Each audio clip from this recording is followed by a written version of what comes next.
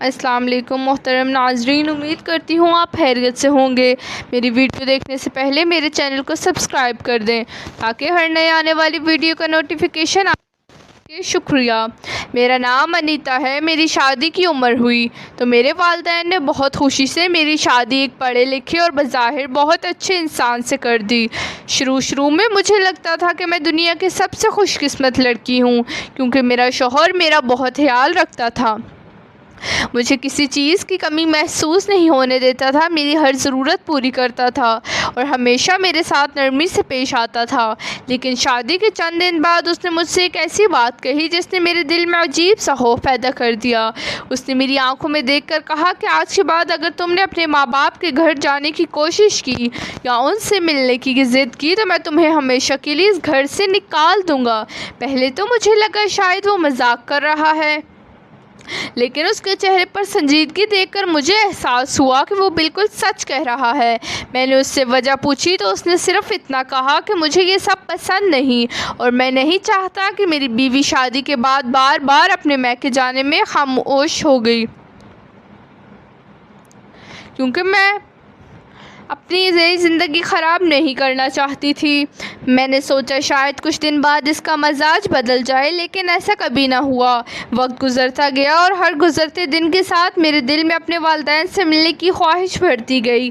میری ماں اکثر مجھے فون کرتی تھی اور روتے ہوئے کہتی، بیٹی ایک بار آ کر ہمیں دیکھ جاؤ، مگر میں ہر بار کوئی نہ کوئی بہانہ بنا دیتی، کیونکہ مجھے اپنے شوہر کی دھمکی یاد آ جاتی تھی۔ میرے والد بھی فون پر ہنسنے کی کوشش کرتے، مگر ان کی آواز میں چھپی اداسی میں صاف محسوس کر لیتی تھی۔ میں کئی راتیں جاگ کر روتی رہتی تھی، مگر کسی سے کچھ نہ کہہ سکتی تھی۔ میرا شوہر جب بھی مجھے اداس دیکھتا تو صرف ایک بات کہتا کہ اگر تم نے میری بات مانی تو ہماری زندگی اچھی گزرے گی، ورنہ سب کچھ ختم ہو جائے گا۔ میں ڈر جاتی اور خاموش ہو جاتی۔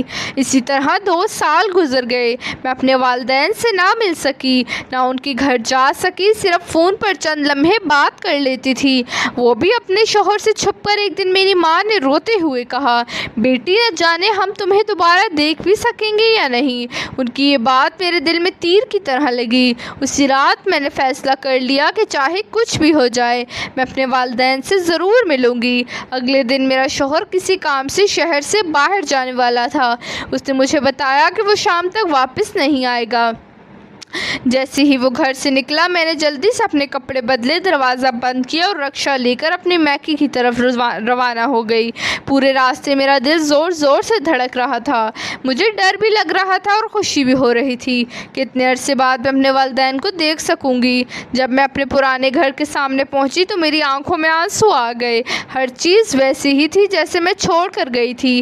میں نے کانپتے ہاتھوں سے دروازہ کھٹکھٹایا، مگر کسی نے دروازہ نہ کھولا۔ پھر میں نے آہستہ سے دروازہ دھکیلا تو وہ کھل گیا۔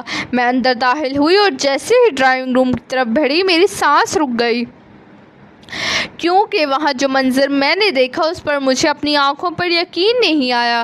میرے والدین کے سامنے میرا شوہر بیٹھا ہوا تھا، وہ سکون سے چائے پی رہا تھا اور میرے والد اس کے ساتھ مسکرا کر باتیں کر رہے تھے۔ میری ماں بھی اس کے سامنے بیٹھی تھی اور ان کے چہرے پر برسوں بعد خوشی نظر آ رہی تھی۔ مجھے یوں لگا جیسے میرے قدموں تلے زمین نکل گئی۔ میرے ذہن میں ایک ہی سوال گونج رہا تھا، اگر میرا شوہر مجھے یہاں آنے سے منع کرتا تھا تو پھر وہ خود یہاں کیا کر رہا تھا، اور میرے والدین اس کے ساتھ اتنے سکون سے کیوں بیٹھے تھے؟ میں دروازے کے پاس بے حس و حرکت کھڑی رہ گئی اور اسی لمحے میرے شوہر کی نظر مجھ پر پڑ گئی۔ اس کے چہرے کا رنگ بدل گیا اور میرے والدین بھی حیرت سے مجھے دیکھتے لگے۔ پھر میرے شوہر نے آہستہ سے کھڑے ہو کر ایسا جملہ کہا جس نے میری زندگی کا رخ بدل دیا۔ میرے شوہر نے مجھے دیکھا تو اس کے چہرے پر گھبراہٹ صرف چند لمحوں کے لیے آئی۔ پھر اس نے گہرا سانس لی اور کہا، نیتا آج وہ دن آ ہی گیا جب تمہیں سچ معلوم ہو رہا تھا۔ میں حیرت اور غصے سے کانپ رہی تھی۔ میں نے بلند آواز میں پوچھا، اگر مجھے یہاں آنے سے منع کیا تھا تو پھر تم خود یہاں کیا کر رہے ہو، اور میرے والدین تمہارے ساتھ اتنی محبت سے کیوں بیٹھے ہیں؟ میری آنکھوں سے آنسو بہنے لگے۔ مجھے ایسا محسوس ہو رہا تھا جیسے میری اپنی زندگی کا ہر سچ جھوٹ میں بدل گیا ہو۔ मेरी माँ रोती हुई मेरे करीब आई और मुझे गले लगा लिया। वो मुसलसल माफ़ करना बेटी, माफ़ करना बेटी कहती जा रही थी। मैंने खुद को उनसे अलग किया और कहा, आखिर मुझे इस बात की सज़ा दी गई है। मेरे वालिद खामोशी से अपनी कुर्सी से उठे और मेरे सामने आकर बोले, बेटी आज तक हमने तुमसे एक बहुत बड़ा राज छुपाया था, क्योंकि हमें डर था कि अगर तुम्हें हकीकत का इल्म हो गया तो तुम्हारी ज़िंदगी ख़तरे में पड़ जाएगी। मैं हैरान होकर उनकी तरफ देखने लगी। मेरे शौहर ने आहिस्ता से कहा, तुम्हें याद है शादी के कुछ दिन पहले तुम्हारे वालिद को मुसलसल धमकियां मिला करती थीं, मगर उन्होंने तुम्हें कभी नहीं बताया। मैंने सर हिला दिया, क्योंकि मुझे सिर्फ इतना मालूम था कि वालिद किसी परेशानी में है, मगर वजह नहीं जानती थी।